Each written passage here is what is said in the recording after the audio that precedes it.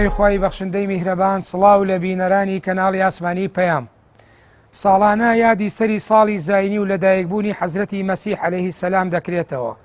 زۆر باس و بابەت لەسەر ئەم سەری ساڵە باس دەکرێت و هەروەها بۆنەکان دەخرێتە ڕوو خەڵک ئاهەنگ دەگێڕێ و خۆشی دەبینێت. بەڵام ئەوەی کە کەمتر لای بەلادا دەکرێتەوە بریتیە لە باسکردنی پێکەوە ژیانی ئەم ئاینە جیاوازانە لە نێوان خەڵکیدا، بە تایبەتی لە نێوان مسلمانان کە لە ڕۆژهەڵاتی ناوەڕاستە زۆرینەیەکی ڕەها خەڵکی مسلمان نیشتەجێ لەگەڵ ئاینەکانی تری وەکو ئاینی جوولەکە و ئاینی مەسیحی یاخود ئەوەی لە ئەدەبیاتی شاری سلێمانیا بەناوبانگە پیان ئەڵێن گاورەکان. ئێمە هەوڵ دەدەین لە بەرنامەی مەودای ئەمڕۆماندا قسە لەسەر باس و بابەتێکی گرنگ بکەین، بە تایبەتی لە شارێکی وەکو سلێمانیدا کە ئاینی جیاوازی تێدا ژیاوە. بەشێکی زۆری لەو ئاینانە ژیانیان یاخود پێکەوە ژیانیان لەم ناوچانە بۆ 2500 ساڵ بەر لە ئێستا دەگەڕێتەوە، بە تایبەتی ئەوانەی کە پیانەوتێ مەسیحیەکان یاخود گاورەکان و هەروەها جوولەکەکانیش لە ناو شاری سلێمانیدا نیشتەجێ بوون. بەشێکی زۆری بازرگانی و هەروەها ئیشوکاری بازار و ڕێگا تیجاریە گرنگەکان بەدەست ئەمانەوە بوو یاخود سەرمایەدارەکان بەدەستیانەوە بووە. بەڵام تاوەکو ئێستا مێژونووسەکان یاخود ئەوانەی کە لێکۆڵینەوەیان لەسەر پێکەوە ژیانی ئاینەکان کردووە لە ناو شاری سلێمانی کەمترین قسەیان لەسەر بوونی ناکۆکی نێوان ئەمان و مسلمانەکان کردووە. خەڵکی شاری سلێمانی زۆرینەیەکی ڕەهای خەڵکی مسلمان بووە، بەڵام بەدەیان ساڵ لە ناو ئەم شارەدا لەگەڵ ئاینەکانی تری وەکو جوولەکە وەکو مەسیحیەکان پێکەوە ژیاون. ئەم گەڕەکەی ئێستا ئێمە لی وەستاوین گەڕەکی جوولەکانی شاری سلێمانیە. تاوەکو ساڵانی پەنجاکانی سەدەی ڕابردووش زۆرینەی جوولەکەکان لێرە بوون، بەڵام کاتێک دەوڵەتی ئیسرائیل یاخود ئەوەی کە پێوترێ دەوڵەتی جوولەکە دروستە بێ لە فەلەستین بەشێکی زۆریان بە ئارەزوی خۆیان کۆچەکەن و ڕوەکەنە وڵاتی فەلەستین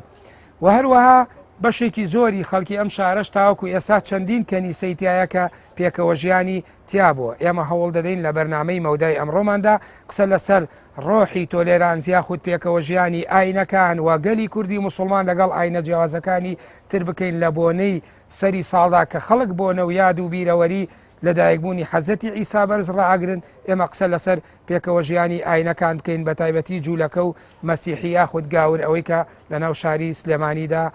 پێکەوە ژیاون. بەڵێ بینەرانی بەڕێز و خۆشەویست تایبەت بەو تەوەرانەی باسمان کرد لە پێشەکە میوانی ئەمڕۆی بەرنامەی مەودا کاک فازیل قەرەداغی نووسەر و توێژەر میوانی بەرنامەکەمانە خۆشحاڵین کاک فازیل لەم بەرنامەیەدا و ئەرکت کێشاواتوی بۆ ئێرە ئەم بەرنامەیە تۆمارەکەیت. کاک فازیل ئەمەوێت لە پێشەکی بەرنامەکەدا باسی پێکەوە ژیانی کورد و ئاینەکانی تر یاخود کورد و ئیسلامەتی یا مسلمانتی چۆن پەیڕەوی لەوە کردووە مامەڵەی لەگەڵ ئاینەکانی ترا کردوە، بە تایبەتی لە شارێکی وەکو سلێمانی یاخود شارەکانی تری کوردستان گەڕەکەکان هەموو گەڕێکی گاور و جوولەکەکان جیایە لە هەڵەبجە لە کۆیە لە هەولێر لە ڕەواندوس لە ڕانیە یعنی لە گەرمیان لە بەشێکی زۆری ئەمانە هەیە. ئەکری ئێمە چۆن باسی ئەم پەیوەندیانە بکەین ئەگەر بۆ بینەران زیاتر ڕوونی بکەیتەوە. بەنایخوا ئەم ژیانە پێکەوە ژیانی کورد و هەر ملەتێکی تر کە مسلمانە لەگەڵ دینەکانی تر هەنی ئەوانەی کە لە وڵاتێکی مسلمان و جوولەکەیان مەسیحیتایە ئەمە هەر ئەگەڕێتەوە بۆ سەرچاوی دینەکە خۆی، یعنی کە دینەکانی ئیسلام دینەکانی تری قوڵ کرد بە تایبەتی ئەوانەی ئەهلی کتاب و ئەمە ئەو ئاەتشمان هەیە لا ئیکراها فی دین کە ئیتر ئاەتێکە هەمومان ئیزان هەمومان لە بەرمانە، یعنی دینگە ئیسلام هاتووە نەیویستوە خەڵک بە زۆر چونکە مسلمانەکان چونکە ئیمان شتێکە بێ لە دڵ بێ ئەبێ بە قەناعەت بێ، یعنی ئیمان بەسراوتەوە بە بەهەشت و جەهەنەم، یعنی مەسیری ئینسان کە بە هەر مەستەڵەحە مەسیحیەکە پێڵێن خەلاص یعنی ڕزگار بوون پێوەستە بۆ ئەو ڕزگار بوونەش ئەبێ ئیمانێکە لە دڵا بێ بە قەناعەتەوە بێ. لەبەرەوە ئیسلام ئیشی بۆ نەبووە، مسلمانان و ئیسلام خۆی وەکو دین ئیشی بۆ نەبووە کەس بێنێتە سەر دینەکەی خۆی و هەر کەسێ بە قەناعەتی خۆی، بەڵام بە مقابلیەوە ئەگەر غیری مسلمان لەناو دەوڵەتێکی ئیسلامیە هەبێ مەجموعە ئەرکێکیان لەسەر بوو مەجموعە مافێکیان لەسەر بووە وەکو بڵێن ڕێخستنی پەیوەندیەکان لە نێوان مسلمان یان ئەو دەوڵەتی ئیسلامی لەگەڵ غیری مسلمانەکان بڵێن مەسەلە حیاتیەکەی ژیانەکە ژیانی ڕۆژانەی ئەو خەڵکە. ئەینە مەسەلەی اعتقاد و بیر و باوەڕ ئەوە شتێکە لە دڵایە، یعنی شتێکە قەناعەتە، ئەو قەناعەتە ئەبێ هەبێ بۆ ئەوەی ئەو کەسە کە وتم مەسەلەحە مەسیحیەکە بۆی ئەو خەڵاسەی دەستکە، یعنی ئەو ڕزگاربوونەی دەستکەوێت هەر لەسەر لەبەر ئەوەشە ینی کە ئەگەرچی ینی مڵین غیری قورآن غیری فەرموودە ئیجتیهادات و فقه و ئەو شتانە و جاری وا بوو مەسەلەن ئەم فەقیهە شتێکی وت و ئەمەی تر بە پێچەوانەی ئەوە شتێکی وتە بێ بەڵام بڵێن مەبدەئە گشتیەکە بریتیە لەوەی قبولکردنی دینەکانی تر لەبەر ئەوەی دین پەیوەستە بە ڕۆژی دوایش ئە بە شتێکە بە قەناعەتی ئەو کەسە خۆی بێ بۆی ئاەتی لا ئیکراها فی الدین کە ئاەتێکە لە سوورەتی بەقەرە هاتۆ سوورەتی بەقەرەش کە سوورەتی مەدەنیە یعنی ئەو کاتێک کە پێغەمبەر صلی الله علیه و سلم کە چووە مەدینە کە دەوڵەتی دامەزران نەک لە کاتێ بڵین کە لە مەکە لە سوورەتە مەککیەکانیش بە هەمان شێوە خۆ ئەو فمن شاء فليؤمن ومن شاء فليكفر ئەوە سوورەتی کە بڵێن لە کافا سوورەتێکی مەکیە بەڵام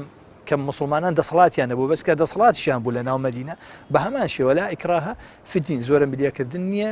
لە دینە کەواتە ئێمە گەربێت و قسە لەسەرەوە بکەین پێکەوە ژیانی ئاینەکان یاخود ئەو بۆنە مناسەبانەی ڕێکە خرێ ساڵانە باسی یادی حەزەتی مەسیح و ئەوانە ئەکرێ بە بڕوای تو هێندە گرنگ نییە خەڵکی مسلمان و تاکی بڕوادار و کۆمەڵگای ئیسلامی قسە لەسەر ئەو ڕۆحەتی پێکەوە ژیان و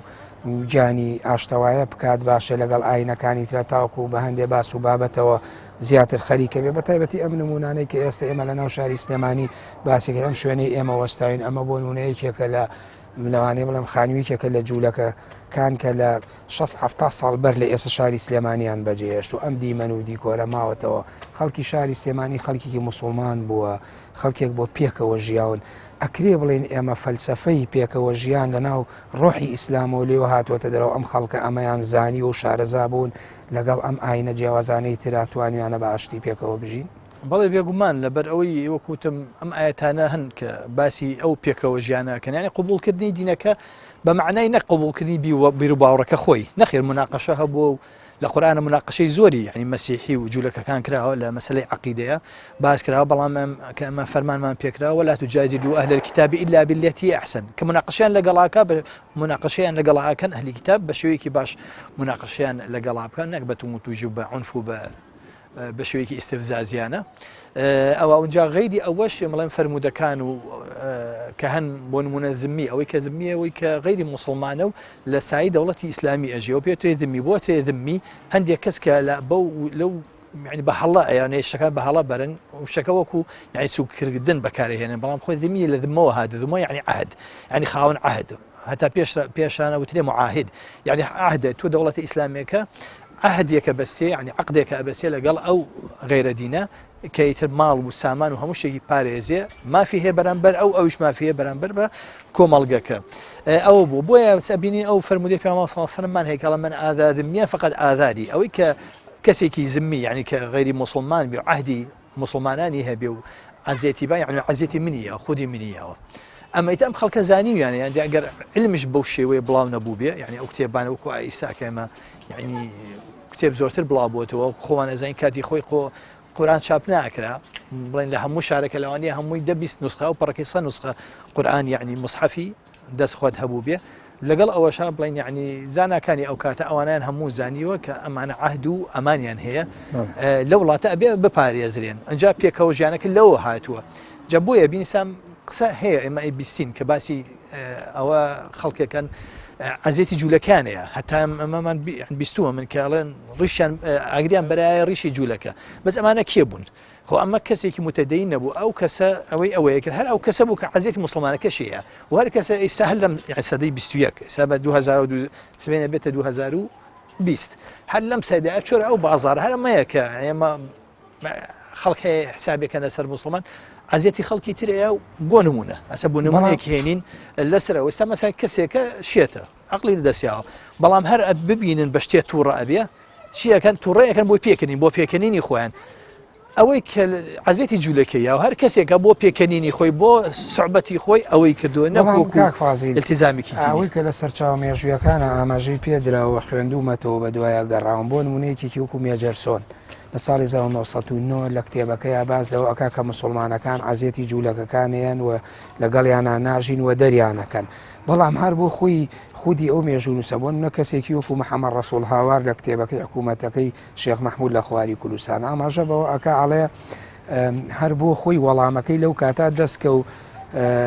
ئەو کاتانە کە ئەڵێن عەزێتی یا وەکو بەڕێزت باسی ئەو فەرمودەیەت کرد کەوت حەزێتی ئاینەکانی ترێن ئەڵێ لە ساڵی 1922 کاتی مەلیک مەحموود کە حکوومەتەکەی کوردستان دروست دەکا خواجە کەریمی ئەلەکە ئەکا بە یەکێک لە وەزیرەکانی کە وەزیری دارایی حکوومەتەکەیتی یعنی ئەمە بۆ خۆی دوای ئەڵێ مێجەر چۆن بە خۆیان ناچوونەتەوە سەیریان کردووە ئەموێ لەسەر قسەکانی تو یعنی ئەوە بڵێم و بپرسم بەشێکی زۆری ئەوەی کە تۆ ئەڵی خەڵک عزیێتی ئاینەکانی تری داوە زیاتر میسیۆنێرەکانیان نێراوەکانیان خود ئەوانەی لە خۆراوە ئەوروپاوە هاتوون هەوڵیان داوە ئیش لەسەر تێکدانی ئەم تەباییە بکەن ڕای تۆکو کەسێ لە بواری مێژووە توێژینەوە ئەنووسی لەو بارانە ڕای تۆ چییە لەسەر ئەمە؟ بەڵێ ئەوە نمونەمان هەیە لەسەر لە کۆتایی دەوڵەتی عوسمانی کە بڵێن بەعساتی تەبشیری هاتووە بۆ دەوڵەتی عوسمانی یەک لەوانەیە ئیڤانجیلیەکان یان ئینجیلیەکان کەیسا ئەمانەن هەر ئەمانەی لە ئەمریکا یعنی زۆر چالاکن و پشگیری ترامپەکەن و ئەمانە یعنی هینن ئەکتیڤەکان بەڵێ ئەوانە ئوسوولین ئەمانە کەنیسەیەکی ئوسوولیە و تومیشن ئەمانە کە هاتبوونە دەوڵەتی عوسمانیە بڵێن لە باکووری کوردستان ئەمە طبعا لە هینە نووسەرێکی ڕووسی باسیەکە خالفین کە کتێبێکی زۆر ناودارە بلمنالە سەر کوردستان کە بە هەڵا بۆ کوردی کرا بە خەڵات لە ڕێی کوردستان ئەو کتێبە کراوە بە کوردی باسی ئەوکە کە چۆن ئەم بەعسە ئەو ئیڤانجیلیانە و ئینجیلیانەکە هاتوون بینی موسڵمان و مەسیحیە ڕەسەنەکانیان تێکیاوە بوون لە کوردستانی باکوور بەڵێ لە کوردستانی باکوور باسی ئەوەکە ئەوە ئیساشە هەمان شێوە تەمەنانەت یانی عزیەتی مەسیحەکان خۆشیانە نیسان مەرمۆنمە لە سلێمانیە ئێمە هەر خوان زیاتر خێزانێکن کە مەسیحین ئەمانە کلدانیان پێوتێ کاتولیک مەزەبن ئەم ئیڤانجیلیانە هاتوون ئینجیلیانە هاتوون کەنیسیان دامەزران و خەڵک بانکن بۆ ئەوە پێیان ناخۆشە چونکە هاتوون مەزهبێکی بەڵێ مەزهبێکی جیاواز بڵاو ئەکەنە لەوە ئیش لەسەر موسڵمان لەسەر خۆشیان ئەکەن هەتا یەکی لە قەشەکانە هەر وازم هەر خۆ لەوانەی خۆتیان کەسێکی تر لە ڕۆژنامەی کۆمەڵکە یعنی دیمانەتان لەگەڵا کرد خۆت باسیەکرد کە ئەو بەعسانەمانە ئیسیعمارن هەر خۆی بە زمانی خۆی ئەمانە کە هاتوون بەڵێ ئیسیعمارن وانە ئەوانن یعنی ئیش ئەمان ئەجندایەکیان هەیە ئەمانە زۆری ئەو تەبشیریانە بڵێن ئەو تەبشیریانە یا مژدەرەکان ڕۆڵیانە بینی لە تێکدانی تەبایی نێوان مسلمانەکان و ئاینەکانی تر لە ناو شاری سلێمانی بەڵێ بێگومانجکە هەر یەکەم هەر خودی ئیشەکان کەیەن و ئیش لەسەر مسلمانەکە ئەکەن و ئەکات کە کاردانویە دروست بیە لە دژی مەسیحیەکان یعنی ئەو کەسەی نازانێ ئیسان بڵێن مەسیحەکانی سلێمانی پیان ناخۆشە بۆ ئەم تەبشیریانە بەڵام کەسێک کە شارەزانە بێ ئەوە نەزانێت کە تەبشیریەکە ئەبینە یعنی کەسێکی کە لە بەسەر بە کەنیسەیەکی تر بێ بۆ نمونە ئەو ئیڤانجیلیانە کە ئەوە ئەبینێ ئیتر تعمیمێکە بەسەر هەموو مەسیحەکان ڕقیشیە بێتەوە لە مەسیح ڕەسەنەکانی خۆمان کەوانی خۆمان کە هەر لە کوردستان بوون و بەشێکی ئەم وڵاتەن ئەوەیە کەسێک شارەزایی نێبێ دەربارەی ئەوە تر ئەمە ئەوانش یعنی زۆر گوێناینەوە مەوا تەسەورەکەم یعنی پیان خۆش ئەو شتە دروست بێ بۆی حساسیە دروست بێ بینی موسڵمان و لەگەڵ مەسیحیە ڕەسەنەکان بۆی مەسیحەکان طرفی ئەوان بگرن. کاک فازیلەوە گوتمان ئێمە حاڵەتمان زۆر کەمە کە نێوانی مسلمانەکان و ئاینەکانی تر بە تایبەتی جوولەکە و گاورەکان کە لەم شارانەی کوردستانە ناکۆچی هەووی بە لەگەڵ کوردی مسلمانە بۆ نمونە کاتێک کە باسی جوولەکەکان نەکرێت لە دەوڵەتی ئیسرائیلیا دەوڵەتی صهیۆنی زایۆنیزم دروست دەکرێت لە 47 و 48 ساڵی 50 حکوومەتی عێراقی لەژێر فشاری بەریتانیا یاسایە دەرەکە لە مانگی سێی ساڵی 50 ئەڵێ یاسایەک دەرکە بۆی جنسیەکانیان لێ بسێنرێت و یاخود ڕەگەزنامەی عێراقییان لێ بسەندرێتەوە بۆی ڕەوانەی فەلەستینیان کەن یعنی ئەمانە بە ئارەزوی خۆیان بە تایبەتی جوولەکەکان شاری سلێمانیان بەجێهێشتووە لەژێر هیچ فشارێکی خەڵکانە ڕۆیشتونیا دەرنەکراون خۆشت ئەزانی بەشێکی زۆری ڕەهەندە ئابوووریەکان هەمیشە لە هەر شارێکایە لە هەر وڵاتێکا بە تایبەتی ئەمریکاش کە ئێستا بە ڕێزت باست کرد بەدەست جوولەکەکانەوە بۆ کاروانی مەسلەی بازرگانی مەسلەی ئابووری ناوبازار سەرمایەدارەکان هەمویان بەشێکی زۆریان جوولەکەکان بوون ڕۆیشتنی ئەمانە بە ئاشتی و بەخوایشتی خۆیان چه ئاماژەیەکمان پێڵێ بۆ ئەوی کە کورد یانەتەوەی کوریا خەڵکی کوردی مسلمان لە ناو باشووری کوردستانە پێکەوە لەگەڵم ئاینیانە ژیاون بەڵێ بەنسبەت کوردە مسلمانەکە لێرە کە ئیسرائیل دامەزرا و ئیتر جوولەکە ڕووی تێ کرد پێشتر جوولەکە یعنی هان ئەدران بۆی کە بچن بۆ فەڵەستین ئەمە یعنی کورد هیچ پەیوەندیەکی بەوە نەبووە یعنی ڕۆشنی ئەوە نەفشاری ئەوان جا هەر خۆی نەک لە ناو کوردستانە لە هەموو گیانی ئیسلامیە ئێستا ئەوە دیارە کە لە ئیسپانیا کە مسلمانەکان بڵێن لە ئەندەلوسە کە دەوڵەتە مەسیحیەکە هات و ئەندەلوسی گرتەوە و مسلمانەکان و لەگەڵ جوولەکەەکانی دەرکرد جوولەکەکان ڕویان کرد دە دەوڵەتی عوسمانی لێ جیان کردنەوە ڕۆیان کرد یعنی وڵاتە ئیسلامیەکان لەوەڵەمە دەوڵەتە مەسیحەکان قبوڵیان ناکردن ئەو دامەزرانی دەوڵەتی ئیسرائیلی کە بڵێ حرەکەی سۆهیۆنی دروستی کرد حرەکەی سۆهیۆنی سێ ئامانجەیە یەک لێ ئامانجەکان هاندانی کۆچکردن بەرەو فەڵەستین کە دوای بوو بە ئیسرائیل هەندێک کاریان کردووە یعنی گومانێکی زۆر هەیە لە سەریان لێرە هەندێک شت کرا لە عێراق لە میسر لە شوێنی تر لە وڵاتانی ترەکە هەندێک شوێن کرا یعنی بە دەستی حرەکەی سەهیۆنی بۆ ئەوەی حکوومەتەکە زۆر لە حکوومەتەکە بکە بۆی دەریان کات یعنی زۆر مەبەستی بۆ ئەگەر جوولەکەش ببێتە قوربانیش کێشیان لا نەبووە مهم ئەوەی ئەو جوولەکانە بەشێکی ئەو جوولەکانە بابن بە قوربانی بۆی بەشەکەی تر بچن بۆ ئیسرائیل ئەنجا تەنانەت یعنی هین هەیە ینی سە بەحس و ئەوشتانە هەیە لەسەرەوەی کە چۆن حرەکەی سەهیۆنی لەگەڵ تەنانەت نازیەکان لەگەڵ هیتلەرە لەگەڵ نازیەکانیان ڕێککەوتوون کە یعنی تا چەندە ڕاستە ئەوە بەڵام زۆر ڕێتیەچێت کە عزیەتی جوولەکەکانمە بۆی بڕۆن بۆی بەجێ اینجا حتا ئیسا ئەگەر بۆ هەر وەکو ئیسا ئەمیان بڵندی نەمێم ئاماژە واقعی باشووری کوردستانم پێ هەر ئەخرتە تو ئەوەکەوە ئەو لەوە تێگەشی لە هیجان لەو کوردستانی شتێگەین ئیسا حالێن کۆمەڵە جوولەکەیە بەخۆیان ئەڵێن ئۆرتۆدۆکس جوولەکە ئۆرتۆدۆکسەکان ئەمانە باڕێن بە ئیسرائیل نە ئەمان هەر نە ئۆرتۆدۆکسیا بڵێن جوولەکەن باوەڕێن بە دەوڵەتی ئیسرائیل نی ئەمان ئەڵێن دەوڵەتی ئیسا ئەسڵان دروستکردنی گوناحە حرامە بۆ لەبەرەوەی ئێمە کە خوا ئێمەی پەرش و بڵاوکردن نابێ بگەڕێنەوە هەتا مەسیح نێت چوان باوەڕیان کە جوولەکەکان بەڵێ ئۆرتۆدۆکسان ئەو جەماعەتە هەندێکان لە ئیسرائیلن هەندێکان لە دەروەن زۆر جاریتر کۆبوونەوە کە جاری وای 10,000 کۆبنەوەسیل هەروەکو چۆن مەسیحیەکان ئەرسۆزۆکسیانەیە جوولەکانیش ئەرسۆزۆکسیان بەخوان بەخوان خاڵی هاوبەشەیە لە بینیانە ناوە هینێکە وەڵام تەسمیە کارتۆدۆکس یعنی یەکەوەی کە تجربة حرفية يعني ويك رجاي راسه والله ما ببينران بلا يعني روشني أمانة بأرز ومنداني أو ببينر بلا يبوي بتشارش كما يلت كم بلا راس أخي ما بسم أوي ألين يعني إسا إخوان أو جولا كان كديجي إسرائيلين هالإخوان جولا كي متدينن ديجي إسرائيل لقل فلسطين أيان دولتي فلسطين دروس بجوي أيان دولتي إسرائيل نميني إخوان جولا كشن أما أنا ألين ك يعني أو بحثان إخوان أو بحثان أهين أخو بحثهن عليك شون حركي صهيوني ريكوتون لقل نازية كان أنتواني هندي جولكاني أنا 6 مليون كشت نازية كان هتلر 6 مليون كشت 6 مليون جولكي كشت أنتواني رزقاريان كان زور كسي أو أنتواني رزقاريان كان بلام رزقاريان نكردن بو أوي أونيان ليب كوجن راكن بو شو بو فلسطين يعني لجير في شارع راكن بو إسرائيل أم حالة لا إيمان نبوه دەوڵاتانی ئیسلامی نەبووە هەندێ بۆیە یعنی گومان لەوە کرد کە حرەکەی سۆن هەندێک شتی دروست کرد بۆی مەسەر حکوومەتی عێراقی بە مەجبوری دەریانکە یان وەکو ڕێکەوتنێکی حکوومەتی لەژێر فشاری بەریتانیا بۆی بڵێن ئەوە مبەررێکمان هەیە بۆ ئەوەی جوولەکەکان دەرکەین بڕۆن بۆ ئیسرائیل ئەینا وەکو خەش هیچ شتێ ڕووی نایەوە شتێک بۆ بەلایەنەوە کێشەیەک نەبووە بەڵێ کاک فازیل سوپاس من پرسیارێکی کەمەوەیە ئێمە ئاینەکانی تریش لە سلێمانیا ژیاوە بە تایبەتی ئاینی گاورەکان هەوڵ دەدەین دوای ناوبڕێکمانەیە دوای ناوبڕەکە ئەم دێنە سەر ئەوانی تر ئەمێ ئەو پرسم ئایا جگە لە جوولەکە ئاینی گاورەکانیش بە هەمان شێوەی جوولەکە کە لەم شارە ژیاون بە هەمان شێوەی ئەوان ئەمانیش توانیوانە پێکەوە ژیانە بێ هەروەکو بەشێک لەوانەی کە نێدراوەکە بوون هاتوورەتە کوردستان ئیشیان لەسەر ئەو نێوانی کوردی مسلمان و ئاینەکانی تر تێکبن بەڵام ناوبڕێوەرەگەم دوای ناوبڕەکە وەڵامی پرسیارەکەم بەرەوە بەڵێ بینەرانی بەڕێز و خۆشەویست ناوبڕێکی کورد وەردەگرین و دووبارە دەگەڕێنەوە لاتە.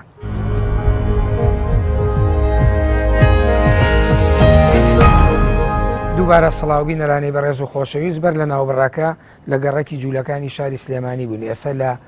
کەنیسەی مەریەمی عەزراین کە ئەم کەنیسەیە مێژوەکەی دەگەڕێتەوە بۆ ساڵی 1962 لە سەدەی 19دا لە شاری سلێمانی دروست کراوە ئێمە بەر لە ناوبڕەکە پرسیاری ئەومان لە بەڕێز کاک فازیل قەرەداغی کردکە کاک فازیل تا چەند جیاوازەوەی کەوتمان ئاینەکان پێکەوە ژیاون قسەمان لەسەر مەسەلەی جوولەکەکان کە لە ناو شاری سلێمانی بوون و کۆچیان کردو ڕۆیشتون بۆ ناو دەوڵەتی زایۆنیە خود بۆ فەلەستین ئێستا کە ئێمە لە کەنیسەیەکین و ئەم کەنیسەیە مێژۆکەی بۆ نزیکەی 200 بەر لە ئێستا ئەگەڕێتەوە ئەمە چیمان پێڵێ لەسەر پێکەوە ژیانی ئاینەکان بە تایبەتی گەورەکان یاخودەوەی پیان مەسیحیەکان لە ناو شاری سلێمانی بەڵێ هەر خۆی هەبوونی ئەو کەنیسەیە لە مێژوویکی ئەو نەکۆنا لە دوای دروستبوونی سلێمانی و هەر خۆی نیشانەیە کە ئەمە تەمەنزیاد لە و بەشێن سەدەونیوەکە سەدەونیوەکە لێرە ژیاون و هەستیشیان پێ ناکەی یعنی ئەوەی کە بە تایبەتی ینی ئەمە زیارەتی بازی شوێنی تلاوانە هەندێک جیاوازیە بەڵام مەسیحەکانی سلێمانی هەستیان پێ ناکەی کە ینی خەڵکێکی جیاوازن لە خەڵکەوتی زۆر شتێکەڵامەوە من هەر خۆم خەڵکی شەناسم تەنانەت خۆی ناوێکی کوردیە دوو کوڕیژی هەر ناوی کوردی لێناوە بوون بەشێک لە نەسیجی ینی کۆمەڵایەتی سلێمانەتانە تەقالید و زۆر شتیشیان یەکتر تەنە دینەکەیان جیاوازە و دینەکەش وەکو ئەمە وتمان کە ئێمە بڵین وەکو دین یعنی کە ڕێگای پێیاوە هەر کەسیانی معتەقەدێ شتێکی هەبێ ئەو خەڵکەکەش یعنی لەسەر ئەوە ڕاهاتون و قبوڵیشیان کردوون و یعنی بەشێکنی تر لەم کۆمەڵگەیە بەڵێ ئێستا کە سەیری ئەم گەڕەکە ئەەکەین بوونە لە دەستی چەپمانەوە لێرە ماڵی کەریمی ئەلەکەی لەیەکە یەکێک بۆ لە وەزیرەکان وەزیری دارایی حکوومەتەکەی مەلیک مەحموود لە ساڵی 1922 هەروەها ئێرە کەنیسەیەوە دەوروبەرەکەی موسڵمانە یعنی بۆ خۆی ئەم ئاماژانە چ ئاماژەیەکمان پێڵێ بۆ ڕۆحی پێکەوە ژیان و ئاشتەوایی لە ناو شارە جیاوازەکانەوە بە تایبەتی شارێکی وەکو شاری سلێمانی بەڵێ بۆیە گومان هەتا خەڵکە وتویان ناویان ناو گەڕەکەی گاوران لە بەرەوەمانە لێرە ژیاون و خەڵکێک یعنی کە بڵێن بەشێکە لە سابوونکەران یعنی ئەو نییە بڵێ گەڕێکێکی زۆر جیاوازیش بێ یعنی بڵێ زۆر جیاواز بێت لە پەنایەکەنێکە لە جەرگەی شارە لەناو جەرگەی شار و لە ناو خەڵکەکە بە ماڵکەندی کە شاری سلێمانی لێدا بەڵێ کەیتر سلێمانی ئەو بەر ماڵکەنیە کە بڵین بناغی شاری سلێمانیە باش ئەشەم ئاینانە کاک فازیل ئێوە وەکو ئەوەی کە زیاتر لە بواری توێژینەوە ئیشتان کردەوە تۆت بە تایبەتی لە بەشێکی شوێنەوارەکانە خەریکی ساختکردنەوەی ئەم بینا و ماڵ و شوێنانە نۆژەنیانەکەنەوە یعنی دوو ئاینی جیاواز چۆن ناکۆچیان نەبوو ئایا ناکۆچەکان ئەوە بووە کە یعنی لە پەیوەندی بە تێگەشتنی ئاستی کوردەوە بۆ میلەتێکی موسڵمان کە چۆن مامەڵە لەگەڵ دیانەکانی غەیری خۆیان ئەکا یاخود ئەمە زیاتر پەیوەست بوو بۆ دەسەڵاتانەوە کە کۆنتترۆلی ئەوەی کردووە کە ئەبێ ئەم ئاینانەوە ئاینەکانی تر بە ئاشتەوای پێکەوە بژین ئەمە زیاتر لە چی ئەو سەرچاوی گرتووە سەرچاوەکەی وەکوتم لە دینەوەی دینیش لە خەڵک لەکوێ لە مەلاکان وەریان گرتووە کە مەلاکان یعنی ئەو شتیان زانێ و ئاەتیان زانێ و لا ئیکراها فی الدین هەروەها مەسەلەی ئەمەی زمی ئەوشانی کە باسمان کرد پێشتر ئەمە ئیتەمە بە خەڵکەکان بێگومان بە خەڵکەکان گەیاندووە ئیتواز لە خەڵکەکە خۆیان بێنن خۆیان بێکەوە ئەژین بەڵام دیارە کە ناکۆکیە بێ زۆر جار دەستێکی دەرەکی ئەمە زۆر جار ئەمەڵەن دەستێکی دەرەکی خەڵکەڵەن ئەڵەن ئەوە شتێک یعنی خایڵە ئەوانە بەڵام خۆی ڕاستە لەبەر ئەوەی دەرەوە سێرەکە چی ئیشی بە چی شتێک ئەڕوا بەوە ئیشەکەی خۆی ئەکا زۆر جار یعنی بە ناکۆکی ئەو بە دروستکردنی ناکۆکی لە بینی دینەکان لە بینی تایفەکان بەوە ئیشی خۆی ئەڕوا من ئەمەوێ لێرەوە بینەرانی بەڕێز و خۆشەویست ئەمەوێ لێرەوە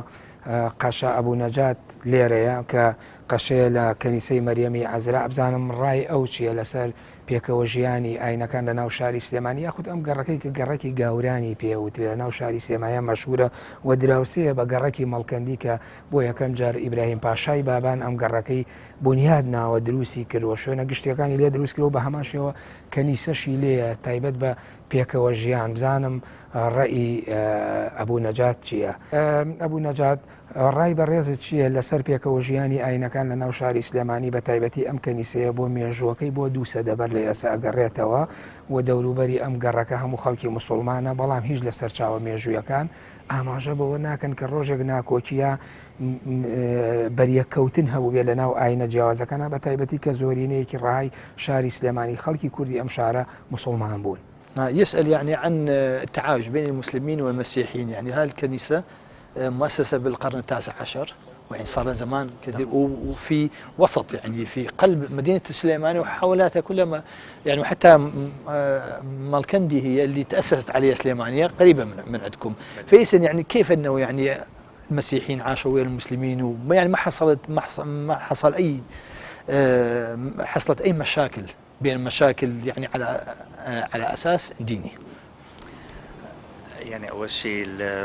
المسيحيين والمسلمين هنا عايشين مع بعض من أكثر من 1400 سنة يعني. أي صح. فهذا ميزة شرقنا ميزة دولنا العربية هي التعايش يلي موجود بين مختلف الجماعات الدينية والعرقية. ولا سيما المسيحيين والمسلمين دائما وخصوصا في مدينة السليمانية هي تعتبر رمز ونموذج لهذا النوع من التعايش بسبب تعدد الجماعات الدينية والمذاهب والأديان وخصوصا المسيحيين يلي هن من أصل وجود هالمدينة إلى جانب المسلمين، فدائما كانوا عايشين مع بعض. وهذا الحي صابون كران هو شاهد لهالحقيقة، ونحن لا نزال نحاول أنه تكون هالكنيسة مفتوحة للكل، لأنه كلمة كنيسة يعني اللي بتجمع، تماما مثل الجامع الذي يجمع المؤمنين، ونحن كلياتنا نشترك في الإيمان بالله الواحد الأحد، فلذلك هو يجمعنا بالإيمان وهو يجمعنا بالأخوة، والحمد لله أنه مهما صار ومهما تغيرت الأحوال والظروف وهيك بنبقى نحن قلب واحد وشعب واحد وإيد واحدة إن شاء الله، شهود لأنه رب العالمين يلي هو بيقود حياتنا بإيماننا هو مرشدنا. يعني بس يكالي أما يكي لتايمد من ديكاني أو كوم ملقا شرقيانا كمسيحية كان لقل مسلمان كان جانو أول 1400 صالة أو بيك وجانو شاري سليمانيش يعني بوانا أسرع وكأم بيك وجانا هبو أم كنيسية لكونه وهبو علي أمش يعني هر كنيسة خوشي يعني بهمو كسيكا وكو شون مزقوت على الجامع يعني خلق كوكاتو كنيسة بهمش يعني بهمان شيو يعني كخلق كوكاتو على أما هم يعني كإيمان من بخوايك هي هم دلمان يعني يك دلين ويك دستين بتابتي سام مسيح يعني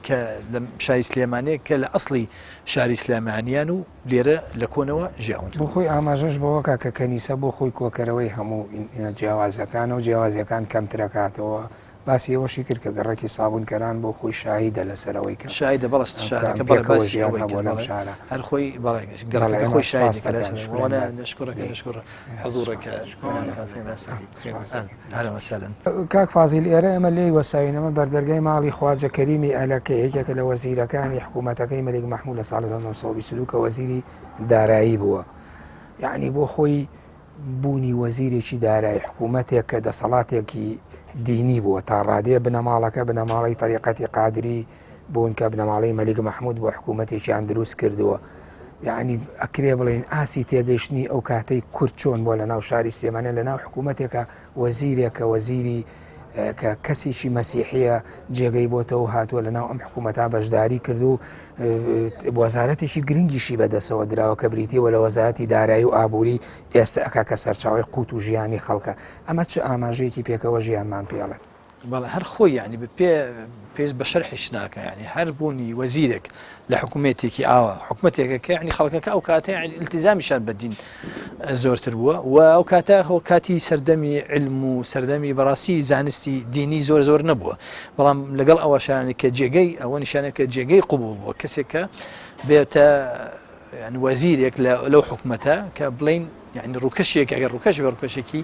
دینی هەیە بێژگەرەوەی کار خۆی و کەسە خۆی مەشهور بوو یعنی بۆی کە کەسێکی خێرخواز بووە لە کاتی گرانیەکە یعنی ناودار بووەکەوە خواردنیەوە بە خەڵکی هەژار بووی یعنی کە بڵێ خەڵکە هەژارەکە کێ بووە موسڵمانیش بوون هەر مانەوەی ئەو خانوە و هەبوونی ئەو خانوە و بنەماڵەکەی و ئەوە بۆ خۆی یعنی ئاماژەیەکە کە خەڵکی مەسیحی لێرە یعنی جێگەی قبول بوون یعنی بە خەڵکێکی ئەو وڵاتیان زان بە خەڵکێکی غەریب و یعنی ئەجنەبییان بینیون هیناخۆ منە کەسێکی ئەجنەبی ناخاتە ناو حکوومەتەکەی خۆی وەکو خۆشەوتێن یعنی لە وەزارەتی کە ئاوا کە گرنگ کە وەزارەتی داراییە بەڵێ زۆر جا قسە لەسەرەوە کرێ کاک فازیل یعنی بازە تونوتیژیە کریا خود تیرۆریا ئیرهاب یا دەرکردن هی ئاینەکانی تر بەرامبەر بە تایبەتی ڕای گشتی کە خەڵکی موسڵمانی یا ئیسلامی پێتۆمەتبارە کرێ ئەمە بۆ خۆی چ گەواهی دەرێکە لەسەر ئەوەی کە ئەم جۆرە تەعایش و پێکەوە ژیانە لە ناو شاری سلێمانیا خۆ شارەکانی هەرێمی کوردستانە لە سەدەکانی پێشوە بوو. ئێمە لە تەوەری پێشترمانە لە ناو کەنیسەیەک وەساوین مێژوەکەی بۆ نزیکەی 200 ساڵ بەر لە ئێستا ئەگەڕایەوە کە کەنیسەی مەریەمی عازرایە. ئای بۆ خۆی ئەمانە چ ئاماژەیەکمان پێڵێن و پێویستە ڕای گشتی جیهانی و ئەوانەی کە باسی ئاشتی و پێکەوە ژیانەکەن چۆن لە میلەتێکی موسڵمانی وەکو کورد بڕوان لەمڕۆ. بەڵێ ئێمە وەکوتم لە پێشرکە ئەمە نابێت دەستی دەرەکیمان لەبیر بچێت لەو شانە چونکە ئەو دەسانە ئەگەر هەر کەسێ بێ ئەگەر هەتا دەوڵەتێکە کە خۆی بەناو دەوڵەتێکی مەسیحی ئەگەر ئیشەکەی بەوە ئەڕوا کە ناکۆکی لە نێوان ئاینەکان بێ ئەو ناکۆکیە دروستەکە. خۆ ئێمە ئەزانی بۆ نمونە داعش کە ینی تونگ بۆ بەرامبەر بە ئاینەکانی تر داعش خۆ وا دانراوە ینی پێشەوەی کە وەزی ئەمریکا بگۆڕێت و ترام بێت وا دانراوە کە لە بەرپرسەکانی کاتی ئۆباما خۆی کە وتبووی داعش بۆ ماوەی 20 ساڵ ئەمێنەیە یعنی ئەو پێشبینیەکەن ئەومە پێشبینی نییە ئەمە یعنی بەرنامەکان ئەوەی کە بۆ 20 ساڵ بمێنێ بەڵام ئایا داعش یعنی کە ئازاری دینەکانی تریاوە ئەمان بەشدارین لەو تاوانە بەڵام ئیشەکان بەوە ڕۆشتووە ئەم خەڵکەکە وەکو وتم وازیان لێبێن وەکو خۆیان ئەژین بێکەوە هیچ کێشەیەکیان نییە بەڵام کە لایەنێک هەر تەرەفی لە هەر لایەنێکەوە لە هەر مەزهبێ دینێک لەن دەوڵەتێ بێ کە دەست خاتە ئەو ئیشانە بینێ کە ئیشان جاری وایە مەسە کابرا موسڵمانە یان بۆ نمونە مەسیحی بووە پەلاماری جوولەکیاو لە ئەوروپا بۆ لەبەر ئەوەی تەماعی لە پارەکاریان کردو مسلمانە متەماعی لە مەسیحیەکەیان جوولەکە کردووە ڕوویا شخصێکە کەسێکە شخصیە ئەمەش لەسەر ئاسی خەڵک لەسەر ئاسیەکی گەورەتری دەوڵەتێکە ئیشی بەوەیە کە ناکۆکی ئاینی دروست بێ ئیشەکەی بەوە ئەڕوا لەبەر ئەوە گوێنایەتی ئەگەر ینی هەر کارێ بکە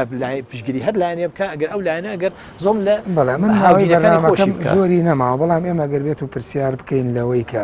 ئایا ئێمە خۆمان وەکو کورد زمان ئەو نزیکەی 30 ساڵە خۆ ڕاپەڕین کراوە لە کوردستان و ئاینەکانی تریشی تیا کوردستان تا چەند حکوومەتی کوردستانی حکوومەتی هەرێمی کوردستانی ئیشی لەسەر پێکەوە ژیان و دروستکردنی زمینەی ئاشتیانەی ئاینە جیاوازەکان کردووە لە کوردستانە ئایا ڕۆڵێکی ئیجابی بینی وەکو ڕۆڵێکی ئێمە لە مێژووی ڕابردووەوە قسە لەسەر ئەوەکەین لە ڕووی تەنانە ڕەهەندە فکرەکەیەوە تەنانە لە ڕووی ڕەهەندە ئینسانی و معریفەکەیەوە ئایا ئەمانەی ئیشیان لەسەر ئەوە کردووە کە ئەمە ئیدامەی هەبێ و سبەینەوەکانی ئایندە شانازی بەم ڕۆژگارەی ئێستەوە بکەن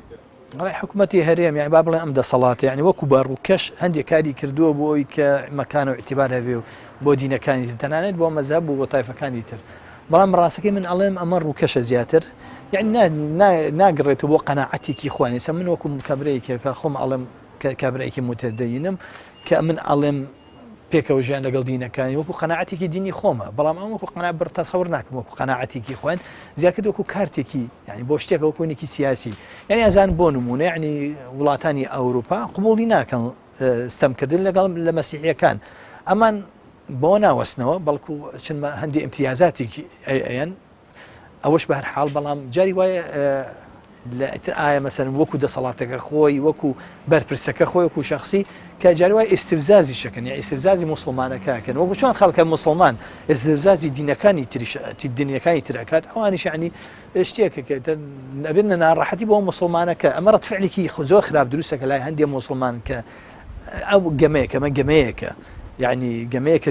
دەسەڵات دروستیەکە بۆی کە پشگیرێکی نێودەوڵەتی دەستکەوێت بەڵام بە مقابلی ئەو ئازاری بۆ نمونە مسلمانەکایە جاری وایە لە بینی تایفەکانە بۆ نمونە ئێسامە کە دەسەڵاتی کوردی ڕێگا بە بێعسادی تەبشیری ئەیە بۆ نمونە ئینجیلیەکان کەیەن ئازاری هەندێک مەسیحەیە کە حەزی لێنە لەبەر ئەوەی ئەمانە لە یعنی بڵێن لە مەزهبێکی ترن بەڵام ئەو بۆی پشگیریەکی دەستکەوێت ڕێگایان پێ ئەم گەمەی دەسەڵاتە گەمەیەکی زۆر خەتەرە زۆر خراپە و کاردانەوەیکی خراپ دروستەکە لای مسلمانەکان لای دینەکانی تر ئەبێتە ئەمان عفو باو بەڕووکەش ئەو پێکەوە ژیانە دروستەکە بەڵام لەبەر ئەو خۆی قەناعەتی پێێنێ لەبەر ئەوەی وەسیلەکانیشی دروستین لەبەر ئەوە بینی ئەنجامەکانی لە احتیمال لە دەوە ڕۆژە ئەنجامی خافازی پێویستە خەڵک چۆن لەمە تێبگایسە ئێمە لە بیرەوەری بۆ نمونە سەری ساڵاوە بەعزەدایەک بوونی حەزەتی مەسیح و عیسا کری عەلەیهی سەلام یعنی پێویستە خەڵک چۆن تێبگا یعنی ئەم جۆرە بەرنامانەوە ئەم جۆرە باس و بابەتانە تا چەند گرنگە ئێمە بین لەسەر شەقام لە شوێنە دیکۆمنتیەکانە ئەو باسانە بۆ وروژێنین لەسەرەوەی کە قسە لەسەر پێکەوە ژیان و مۆدلێکی جوانیا فۆرمێکی جوان لە پێکەوە ژیانی ئاینەکان بکەین لە ناو ژیانی کوردەواریدا کە کوردنەتەوەیکی مسلمان بوو. وڵای ئەمە وەکو ئەمە زیاتر باباسی وەکو کەمە کەناڵێکی ئیسلامی وەکو ئیسلامیەکان ئەبێ دەست پێشخەر بن لە ئەو شتانەی کە یعنی دینەکە خۆی ئەمری پێیاوە، یعنی کە ڕێزگرتن لە ژیان و لە کەرامەت و لە مافەکانی دینەکانی تر، یعنی ئێمە ئەبێ نەک خەڵک بێن فێرمان بکەن و جەکە فێریشمان ئەەکەن بۆ مەبەستێکی تایبەتی خۆن، ئێمە دینەکانی خۆمان پێمان ئەڵێ ئەمە هیچ شتێکمان نهێنەوە لە شوێنێکی ترەوە. دینێکی قورئانە فەرموودەیە ئیشی پێغەمبەر صلی الله علیه و سلم لەگەڵ خەلیفەکانە لەگەڵ دینەکانی تر ئەمە یعنی ڕێنیشاندەری ئێمە ئەوە ئەساس و بناغی ئێمە بەپێ ئەمە ئیشەکەین بەپێ ئەمە خۆمان تەسەڕوف بکەین و خەڵکیش فێری ئەوە بکەین و پێویستیشمان نییە بە وانەی خەڵکی تر بێ و بە تایبەتی ئەوانەی لای خۆمان کە هەندێکیان هەر ئەسڵان هەرخۆیان حەزیان بە ئیسلام نییە، یعنی موسڵمانە بەحساب بەڵام هەر حەزی بە ئیسلام نییە، دینەکانی تر بەکارهێنێ بۆ تەنانەت لە ئیسلام و لە موسڵمانیان مەسەن دەسەڵاتێک کە ئەوە پشگیرێکی نێودەوڵەتی دەستکەوێ نیەتێکی زۆر ساغی نییە لە بایەخدان بە دینەکانی تر. ئەمە ئیتر ئیشمان بەمانە نیەتیان ڕۆژ ئاوا کە زۆر جار کە یەت وانە نەمان فێرەکە دەربای تەسامحی دینی کە خۆشی تەسامح لە هەندێک وڵاتە لە هەندێک شتە تەسامحی نییە، وەکو بۆ نمونە لە فەڕەنسا کە چۆن تەسامحی نییە بەرامبەر بە لەشکی ئافرەتێک، یعنی لەشکی ئافرەتێکی لێ بۆ بە دێودرنج یعنی لێ ئەترسێ، یعنی پێی ناخۆشە ئافرەتێ لە شوێنێکی گشتیە لە یینێکە قسە بکە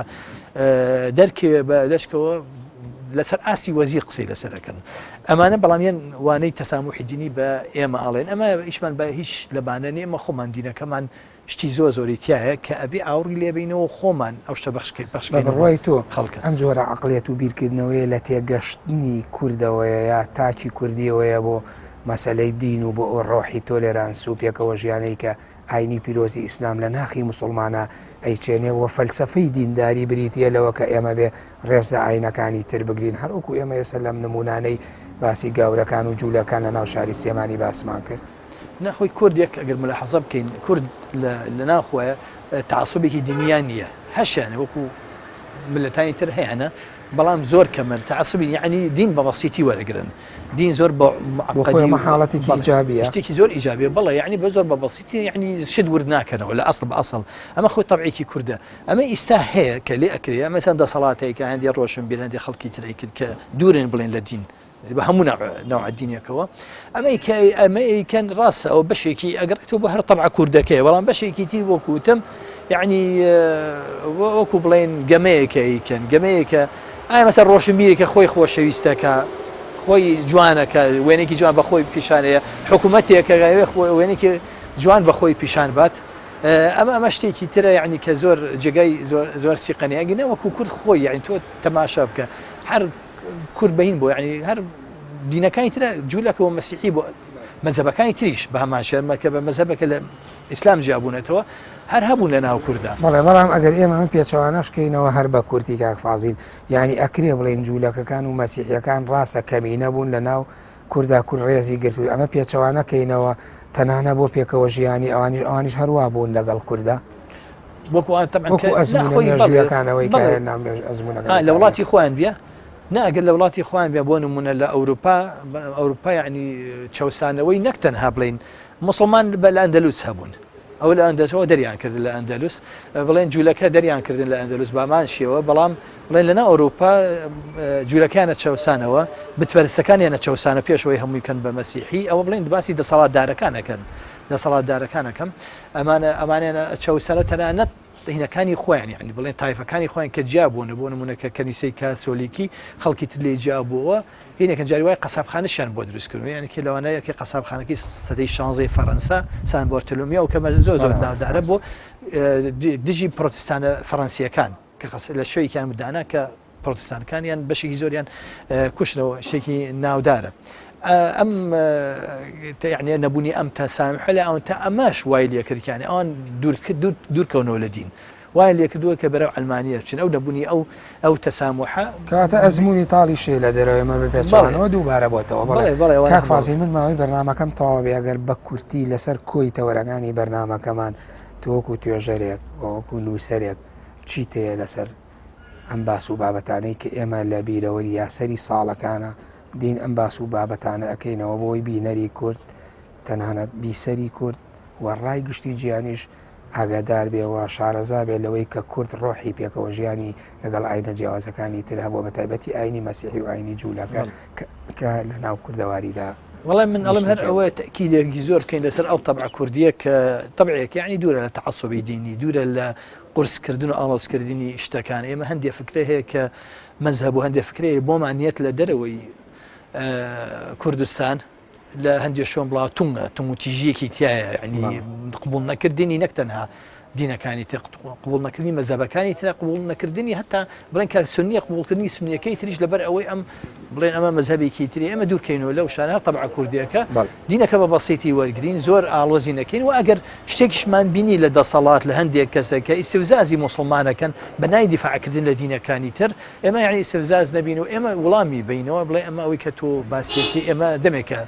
دینەکەمان دەبێت ئەوەی فێر کردوین بەڵێ سپاس بۆ کاک فازیل قەرەدانی شەر و توێژەر سپاس بۆ ئامادەبوونێت کاتمان گرتی چەند شوێنێکی تایبەت کە ئەم بەرنامەیەمان تۆمار کرد هیوادارم بەرنامەکەمان بەدڵی بینەرانی بەڕێز و خۆشەویست سپاس بەڵێ بینەرانی بەڕێز و خۆشەویست بەم شێوەیە هاتمە کۆتایی مەودای ئەم جارەمان کە تایبەت و بە پێکەوە ژیانی ئاینیانە لە ناو شاری سلێمانیدا بە تایبەتی کوردی موسڵمان لەگەڵ ئاینەکانی جوولەکە و گاورەکان یاخود مەسیحیەکان تاوەکو بەرنامەیەکی تر بەخوای گەورە و میهرەبانتان دەسپێرم خواتان لەگەڵ کاتێکی خۆش بۆ هەموو لایەک